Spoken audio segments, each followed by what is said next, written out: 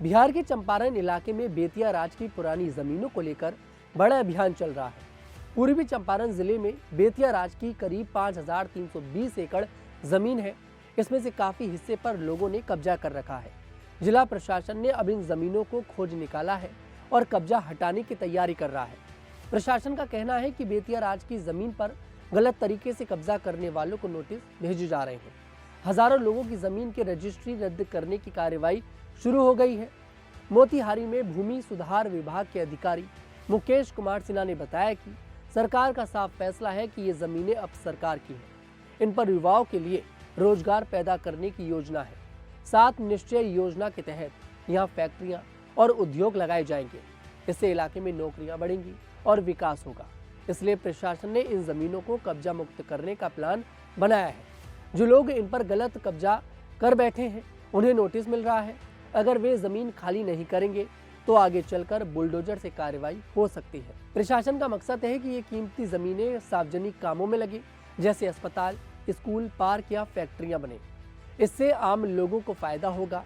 पूर्वी चंपारण में ही नहीं, पश्चिम चंपारण में भी यही अभियान चल रहा है। वहाँ बेतिया राज की करीब 9,759 एकड़ जमीन है।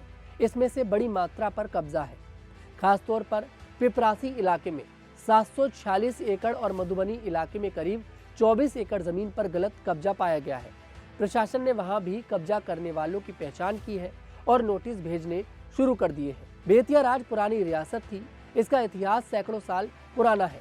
पहले राजा महाराजा के पास ये जमीनें थीं। अब बिहार सरकार ने कानून बनाकर इन पर पूरा अधिकार ले लिया है। सरकार का कहना है कि सालों से इन जमीनों पर अवैध कब्जे हो रहे थे।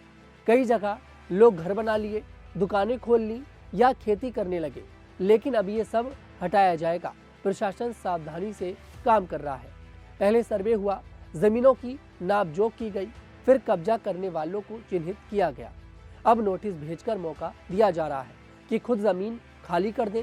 अगर कोई वैध कागज दिखा सके तो उसकी सुनवाई जरूर होगी, लेकिन ज्यादातर मामलों में कब्जा गलत पाया गया है। इस अभियान से इलाके में चर्चा है। कुछ लोग चिंतित हैं क्योंकि उनका घर या खेत इन जमीनों पर है।